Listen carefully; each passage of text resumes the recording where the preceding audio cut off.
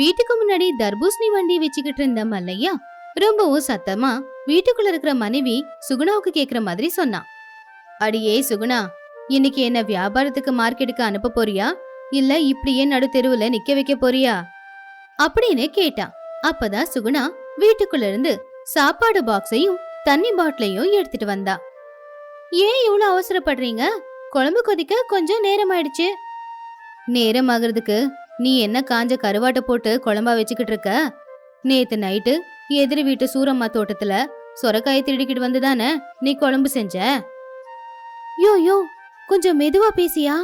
நாம செஞ்சத நாமளே சொல்லிக்கிட்டா அது அவ்வளவு நல்லா இருக்காது. இப்படி கோவத்துல உண்மையை சொல்லிட்டோம்னா நாம திருடுற விஷயம் இந்த ஊருக்காரங்களுக்கு தெரிஞ்சு போயிடும்.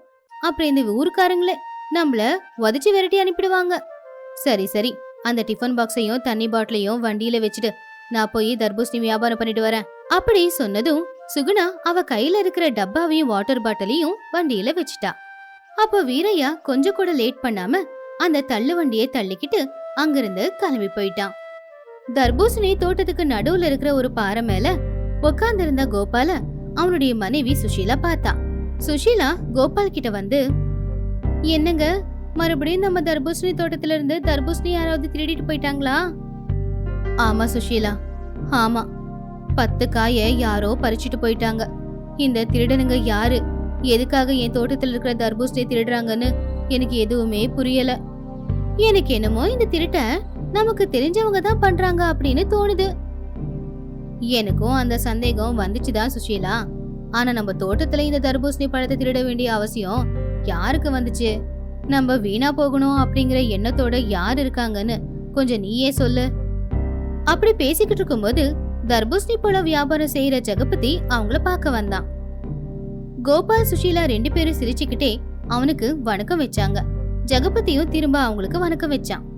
என்னாச்சு, புருஷன் பொண்டாட்டி 2 பேரும் தோட்டத்திலேயே உக்காந்துட்டு ஏதோ பலமா யோசிக்கிறீங்க?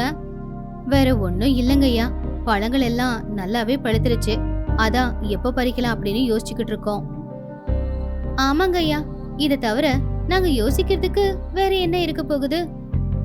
சரி சரி கோபால், இப்போ பழங்களை வேற யாருக்கும் விக்கிறேன்னு நீ எதுக்கும் ஒத்துக்கல இல்லையா? அட என்னங்கய்யா நீங்க, நம்ம ஊர்ல தர்பூசணி வியாபாரம் செய்யறது நீங்க மட்டும் தானே. உங்களை எதிர்த்துக்கிட்டு யாரும் இந்த வியாபாரம் செய்ய வரமாட்டாங்க. அப்படியே வந்தாலும் இதுல உங்களுக்கு அனுபவம் அதிகம். உங்களை மிஞ்சி யாராலையும் வியாபாரம் செய்ய முடியாது. அதெல்லாம் உன்னுடைய பெருந்தன்மை கோபாலு. சரி சரி, டிராக்டரை எப்ப அனுப்ப சொல்ற? அது வந்துங்கய்யா, இன்னும் விளைச்சல எப்ப அறுவடை செய்யறது அப்படின்னு நான் முடிவு பண்ணல. முடிவு பண்ண உடனே இந்த பக்கம் உங்களையும் வந்து பாத்துடுறேன். அப்படி கோபால் சொன்னதும் ஜெகபதி அங்கிருந்து போயிட்டாரு. என்னங்க, நான் பாப்பா படிக்கிற ஸ்கூலுக்கு போயிட்டு அவளுக்கு மத்தியானத்துக்கு சாப்பாடு பாக்ஸ கொடுத்துட்டு வந்துடுறேன். காலையில குழம்பு கொதிக்க லேட் ஆயிடுச்சு. சரி சுஷீலா, நீ பத்திரமா போயிட்டு வா அப்படின்னு சொன்னதும் சுஷீலா அங்கிருந்து கிளம்புனா. கொஞ்ச தூரம் நடந்து வந்த ஜெகபதிக்கு கோபாலுக்கு அட்வான்ஸா பணம் கொடுக்கணும் அப்படிங்கறது ஞாபகம் வந்துச்சு. ஐயோ, கோபால் கிட்ட பேசிட்டு கொஞ்சம் பணத்தை கொடுத்துட்டு போலான்னு தானே நான் பணத்தை எடுத்துட்டு வந்தேன். ஆனா அந்த விஷயத்தையே மறந்துட்டேனே. சரி, திரும்ப போய் கொடுத்துடலாம் அப்படின்னு சொல்லி மறுபடியும் ஜெகபதி கோபால பார்க்க வந்தாரு. என்னங்கய்யா, போன வேகத்துல திரும்ப வந்துட்டீங்க? உனக்கு கொஞ்சம் பணம் கொடுத்துட்டு போலாம் அப்படின்னு தான் நினைச்சேன் கோபாலம். அதனாலதான் நான் பணத்தையே எடுத்துட்டு வந்தேன். ஆனா குடுக்க மறந்து போயிட்டேன். கொஞ்சம் தூரம் போனதுக்கு அப்புறம் தான் ஞாபகம் வந்துச்சு. அதான் கொடுத்துட்டு போலான்னு திரும்ப வந்தேன் அப்படின்னு ஜெகபதி கொஞ்சம் பணத்தை எடுத்து கோபாலுக்கு கொடுக்க போனாரு. ஒரு காய்க்கு எவ்வளவுங்கய்யா கொடுக்குறீங்க? பழைய கணக்குதான் கோபாலு. ஐயா, உங்ககிட்ட ஒன்னு சொல்லலாமா? சொல்லு கோபாலு, என்கிட்ட சொல்றதுக்கு என்ன தயக்கம்? என்ன சொல்ல வரியோ சொல்லு. ஐயா, பழைய விலைக்கு இப்போ பழத்தை கொடுக்க எனக்கு விருப்பம் இல்ல. கொஞ்சம் விலையா அதிகமாக்குங்க. ரொம்ப நாளா நீங்க அந்த விலையை தான் கொடுத்துக்கிட்டு இருக்கீங்க. ஆனா வெளிய விலை எல்லாமே அதிகமாயிடுச்சு இல்லைங்களா? நீ சொல்றது கூட உண்மைதான் கோபாலு. நான் அத இல்லன்னு சொல்ல வரல. ஆனா இந்த ஒரே ஒரு தடவை மட்டும் பழைய விலைக்கே கொடு. அடுத்த தடவை நான் உனக்கு விலையை ஏத்தி கொடுக்கறேன். இல்லங்கய்யா, உங்களுக்கு நாட்டு நடப்பு நல்லாவே தெரியும். எல்லாத்தையும் தெரிஞ்சுக்கிட்டு நீங்களே இப்படி மறுபடியும் முடியாதுன்றீங்களே. சரி கோபாலு, இப்போ நீ என்ன விலைதான் சொல்ற? இன்னும் நான் எதுவும் யோசிச்சு வைக்கலங்கய்யா. நீங்களே யோசிச்சு ஒரு வேலையை சொல்லுங்க. அப்படின்னா சரி கோபாலு, நான் நாளைக்கு மறுபடியும் வரேன். நீயும் சுஷீலாவும் சேர்ந்து பேசி ஒரு வேலையை சொல்லுங்க, அந்த வேலையை கொடுத்து எடுத்துக்கிறேன் அப்படின்னு சொல்லி ஜெகபதி அங்கிருந்து போயிட்டாரு. டவுன்ல இருக்கிற பொண்ணோட ஸ்கூலுக்கு போய் பொண்ணுக்கு சாப்பாடு கொடுத்து பஸ்ஸுக்காக பஸ் ஸ்டாண்ட்ல வந்து நின்னுக்கிட்டு இருந்தா சுஷீலா. அப்பதான் பட்டணத்துல தர்பூசணி வித்துக்கிட்டு இருந்த மல்லையாவை பார்த்து அவங்க மனசுக்குள்ள, நம்ம வீட்டுக்கு பக்கத்துல இருக்கிற மல்லையா எப்பல இருந்து இந்த தர்பூசணி விற்க ஆரம்பிச்சா? ஆமா, இவன் தர்பூசணியை யார்கிட்ட இருந்து வாங்குறான் அப்படின்னு தர்பூசணி வித்துக்கிட்டு இருந்த மல்லையா பக்கத்துல போனா. மல்லையா திடீர்னு அங்க வந்த சுஷீலாவை பார்த்து என்ன சொல்றதுன்னு தெரியாம முழிச்சுக்கிட்டு இருந்தான். சொல்லுமா சுஷீலா, என்ன இந்த பக்கம் வந்திருக்க? பொண்ணுக்கு சாப்பாடு கொடுத்துட்டு போலான்னு தான் வந்தேன். நல்லதுமா. சரி, வெறும் கையை வீசிக்கிட்டு வீட்டுக்கு ஏமா போற? இதோ இந்த தர்பூசணி ஒண்ணு வாங்கிக்கிட்டு போ. இல்ல வேணான. ஆனா இந்த தர்பூசணி பழத்தை எங்க வாங்குனீங்க? எவ்வளவு ரூபாய்க்கு வாங்குனீங்க? எங்களுக்கும் இது தோடு தானே இருக்கு. அப்போ மல்லையா ஜெகபதியோட பேரை சொல்லி விலைய சொல்லி சுஷீலா கிட்ட மாட்டிக்கிட்டான்.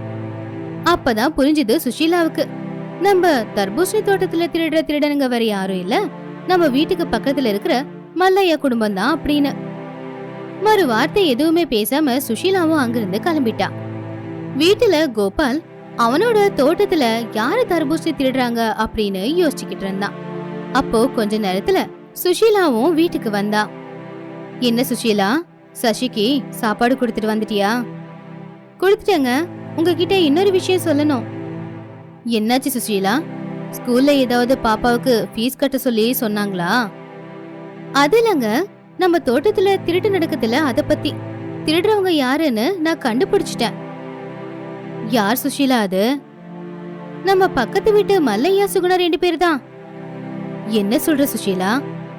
டவுன்ல நம்ம பக்கத்து வீட்டு மல்லையா தர்பூசணி பழம் வியாபாரம் செஞ்சுக்கிட்டு இருந்தான். அந்த பழத்தை எங்க வாங்கினா எவ்வளவுக்கு வாங்கினான்னு விசாரிக்கலான்னு போனேன். அப்ப மல்லையா ஜெகபதி ஐயாவோட பேரையும் அவரு வித்த விலையையும் சொன்னான். ஆனா ஜெகபதி ஐயா இன்னும் தர்பூசணிய நான் யார்ட்டையும் வாங்கல, உங்ககிட்ட தான் வாங்க போறேன் அப்படின்னு சொன்னாரே. அங்கதாங்க எனக்கு சந்தேகம் வந்துச்சு.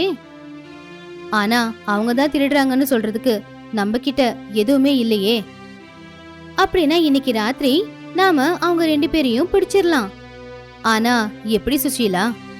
அப்பதான் அவங்க 2 பேரும் சேர்ந்து ஒரு யோசனையை யோசிச்சாங்க. சோளக்காட்டு பொம்மை மாதிரி கோபால் தோட்டத்துல நின்னுக்கிட்டு இருந்தான். பக்கத்திலேயே சுஷீலாவும் அப்படியே நின்னுக்கிட்டு இருந்தா. அப்பதான் எப்பவும் போலவே தர்பூசணி பழத்தை திருட மல்லையா சுகுணா தோட்டத்துக்கு வந்தாங்க. அங்க இருக்கிற 2 திருஷ்டி பொம்மைய பார்த்தாங்க. சுகுணா, அந்த கோபால் நம்மள பயமுறுத்துறதுக்காக பாரு தோட்டத்துல 2 திருஷ்டி பொம்மைய வச்சிருக்கான் போல. நான் பேய பார்த்தே பயப்பட மாட்டேன், இந்த பொம்மைய பார்த்தா பயந்துட போறேன். ஒரு பேய்க்கு இன்னொரு பேய பார்த்தா பயம் வருமா? அது எனக்கு தெரியாதா? இது நீங்க எனக்கு கிண்டல் பண்றதுக்கான நேரம் இல்ல. அப்படி 2 பேரும் சேர்ந்து தர்பூசணி தேடிக்கிட்டு இருக்கும்போது திருஷ்டி பொம்மையோட உருவத்துல இருந்த கோபால் சுஷீலா வந்து அவங்கள கட்டி போட்டுட்டாங்க. அடுத்த நாள் அவங்க 2 பேரையுமே பஞ்சாயத்துக்கு கூட்டிட்டு வந்து நிப்பாட்டினாங்க. மல்லையா சுகுணா 2 பேரும் வெக்கப்பட்டு நின்னாங்க. என்ன மல்லையா, என்ன இதெல்லாம்? இது வரைக்கும் நீ ஒழுங்கா வாழ்ந்துகிட்டு இருக்கன்னு நினைச்சுக்கிட்டு இருந்தேன். ஆனா இன்னொருத்த வயித்துல அடிச்சு வாழ்ந்துகிட்டு இருக்கேன்னு இப்பதான் எனக்கு தெரியுது. என்ன மன்னிச்சிடுங்க ஐயா, ஏதோ ஆசையில பண்ணிட்டேன். இனிமே இந்த தப்ப நான் பண்ண மாட்டேன். இதுக்கப்புறம் பண்ண மாட்டேன், நல்லாதான் இருக்கு.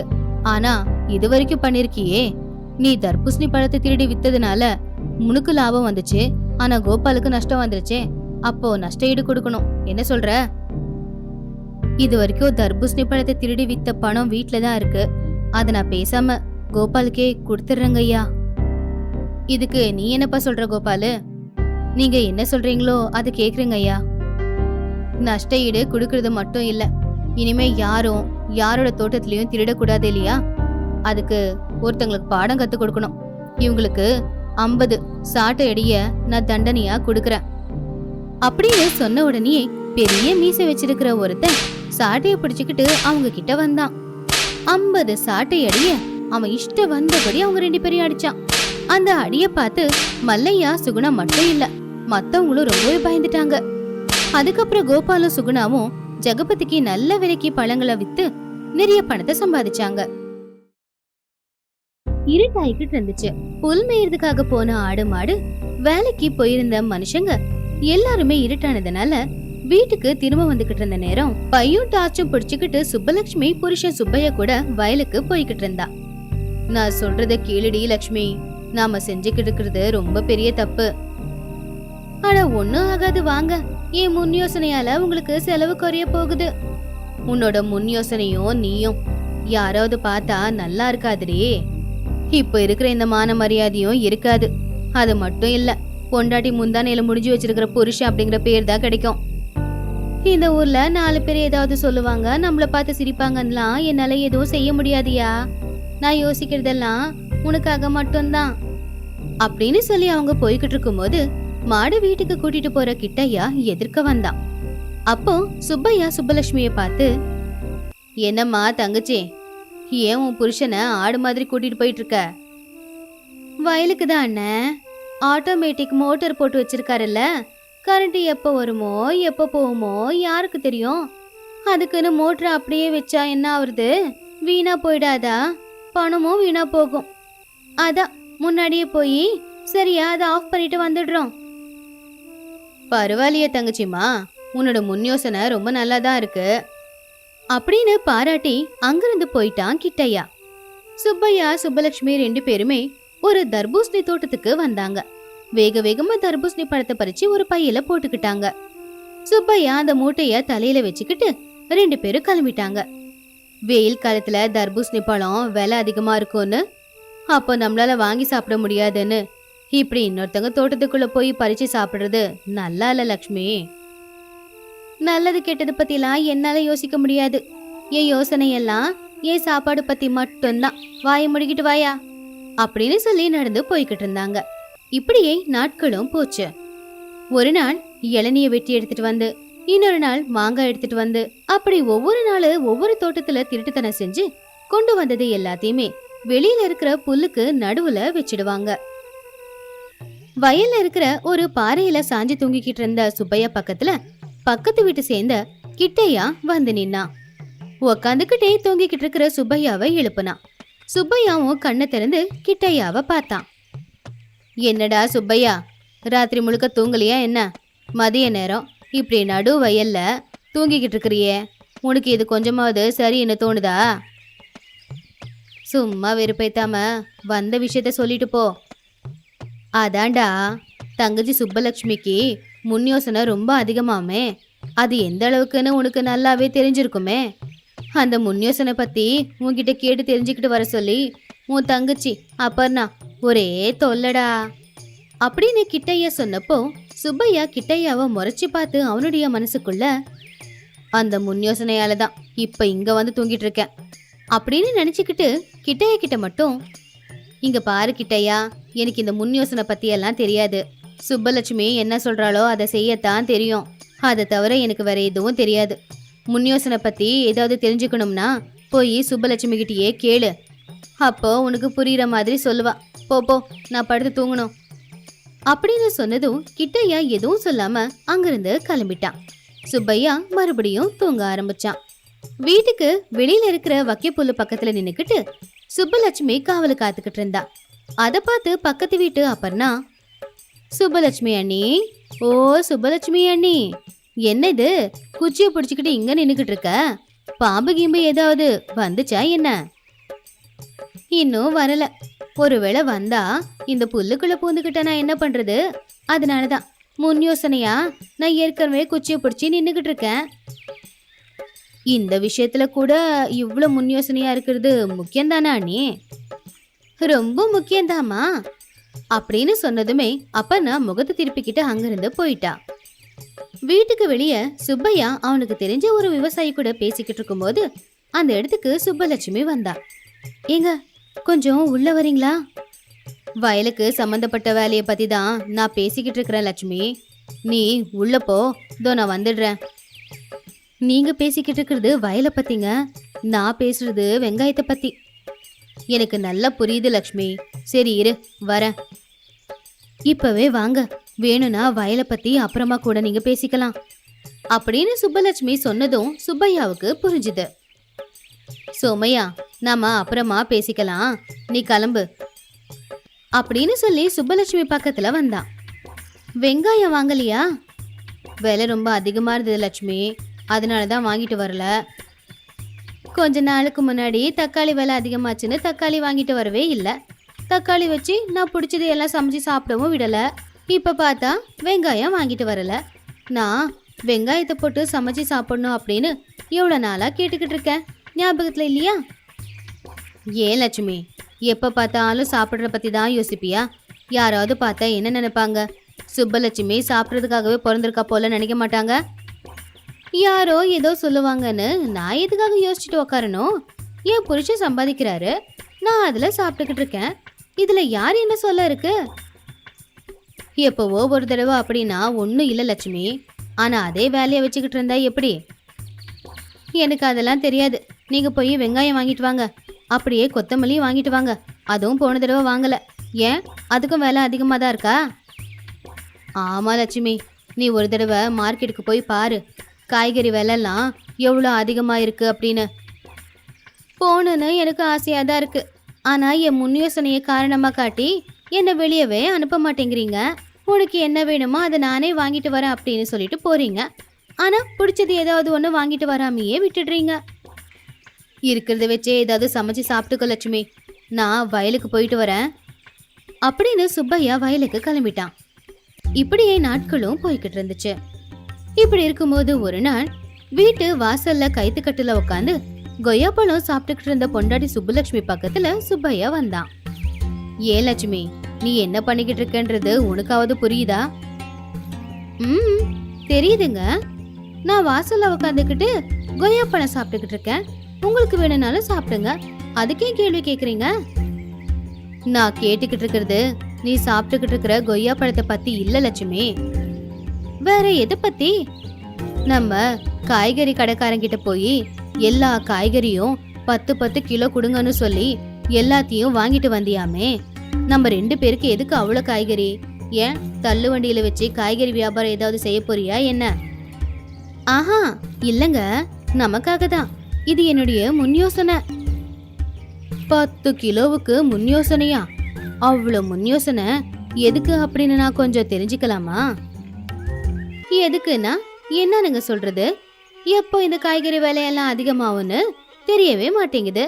அப்போ அவ்வளவு விலை கொடுத்து வாங்குறத விட இப்பவே கம்மியா இருக்கும் போதே தேவையான காய்கறி எல்லாத்தையும் வாங்கி வச்சுக்கலாம்ல அப்படின்னு சொல்லிக்கிட்டு இருக்கும்போது நடுவுலயே சுப்பைய பேச்சு நிப்பாட்டி, உன் முன் யோசனைப்படி இப்ப எல்லாத்தையும் வாங்கி வீட்டுல பத்திரமா வச்சிருக்க, அவ்வளவுதானே? ஆமாங்க, ரொம்ப பத்திரமா தான் வச்சிருக்கேன். நீயும் உன் முன் யோசனையும் அப்படின்னு சுப்பையா கோமா அங்கிருந்து போயிட்டான். இப்படியே நாட்களும் போச்சு. சுப்பலட்சுமி முன் யோசனையால வாங்கிக்கிட்ட காய்கறிகள் எல்லாம் ஒன்னொன்னா கெட்டு போய்கிட்டு இருந்துச்சு. ஐயோ, எல்லா காய்கறியும் வீணா போகுதே, இப்ப இதை என்ன பண்றது அப்படின்னு சொல்லி மறுபடியும் கடைக்கு போய் ஃப்ரெஷ்ஷா இருக்கிற காய்கறிய வாங்கிட்டு வந்தா. அத பார்த்து சுப்பையா தலையிலேயே அடிச்சுக்கிட்டான். அப்போ ஒரு நாள் கிட்டையா கிட்ட அப்பர்னா, ஏயோ இப்பெல்லாம் சுப்பலட்சுமி அண்ணியே நீ கவனிச்சிருக்கியா? கவனிச்சுக்கிட்டு தான் இருக்கேன் அப்பர்னா. முன் யோசனையால காய்கறி எல்லாத்தையும் வாங்கிட்டு வந்து கெட்டு போனதுக்கு அப்புறம் சுப்பையா பாவம் தலையில கை வச்சு உக்காந்துருக்கான். அவங்க முன் யோசனை வேலைக்கு ஆகாத முன் யோசனை, பணத்தை வீணா செலவாக்குற முன் யோசனை. அது இல்லங்க, தினமும் குச்சியை பிடிச்சுக்கிட்டு அந்த புல்லுக்கட்டு பக்கத்திலே நின்னுக்கிட்டு இருக்காங்களே, அதுல அந்த அளவுக்கு யோசிக்கிறதுக்கு என்ன இருக்கு அப்பர்னா? யாராவது புல்ல திருடிட்டு போயிடுவாங்களோ அப்படின்னு காவலுக்கு நின்று இருக்கலாம். அப்படிலாம் இல்லங்க, சுப்பலட்சுமி அண்ணியோட முன் யோசனை அந்த புல்லுக்கட்டுல தான் இருக்குன்னு எனக்கு தோணுது. நீயும் உன் சந்தேகமோ? இல்லங்க, ராத்திரியும் அந்த புல்லுக்கட்டு பக்கத்துல தான் கட்டில் போட்டு படுத்துக்கிறாங்க. வெறும் புல்லுக்கு இந்த அளவுக்கு முன் யோசனை அவசியம் தானா? அங்கதான் எனக்கு ஏதோ ஒண்ணு இடிக்குது அப்படின்னு சொன்னதும் கிட்டையாவும் யோசிக்க ஆரம்பிச்சான். கொஞ்ச நேரத்துக்கு அப்புறமா, புல்லுக்கட்டுக்குள்ள இருக்கிற சுப்பலட்சுமியோட முன் யோசனை என்னன்றத இப்பவே தெரிஞ்சுக்கலாம் இரு அப்படின்னு சொல்லி ஊருக்குள்ள போய் தெரிஞ்சவங்க கிட்ட, நான் பெரிய பாம்பை பார்த்தேன், ரொம்பவும் விஷம் இருக்கிற பாம்பு அது. முதல்ல அதை நாம கொன்னுடணும், இல்லனா அது நம்மள, நம்ம மாட்டை, நம்ம பசங்களெல்லாம் கூட கொல்றதுக்கான வாய்ப்பு இருக்கு. அத நான் எங்க பார்த்து தெரியுமா? சுப்பலட்சுமி வீட்டுக்கு பின்னாடி புல்லுக்கட்டு இருக்குல்ல, அங்கதான் அது போச்சு. வாங்க இப்பவே போய் தேடி கொள்ளலாம் அப்படின்னு சொல்லி கிட்டையா போனான். அவன் கூடவே ஊர் சனங்க எல்லாரும் சேர்ந்து சுப்பலட்சுமியோட அந்த புல்லுக்கட்டு இருக்கிற இடத்துக்கு வந்தாங்க. எவ்வளவு சொன்னாலும் கேட்காம அந்த புல் எல்லாத்தையும் எடுக்க பார்த்தாங்க. முன் யோசனையால திருடி வச்சிருக்கிற பொருள் எல்லாம் மாட்டிக்குமா அப்படின்னு சுப்பலட்சுமி பயந்துகிட்டு இருந்தா. கடைசியில அங்க இருந்த எல்லா புல்லையும் அவங்க தூக்கி வெளியில போட்டுட்டாங்க. அதுக்குள்ள பாம்பு இருக்குல்ல, அதிக மொத்தத்துல இளநீ, மாங்காய், தர்பூசணி எல்லாமே இருந்துச்சு. அப்பதான் ஊர்ஜனங்களுக்கு இருட்டானதுக்கு அப்புறமா முன் யோசனைங்கிற பேருல சுப்பலட்சுமி சுப்பையாவ வயலுக்கு ஏன் கூட்டிட்டு போறான் அப்படிங்கறது தெரிஞ்சு போச்சு. ஊருக்காரங்க 2 பேரையும் போட்டு நவுத்தி எடுத்துட்டாங்க. பாவம் பெருந்தினியான பொண்டாட்டியால சுப்பையாவும் அடி வாங்கினான்.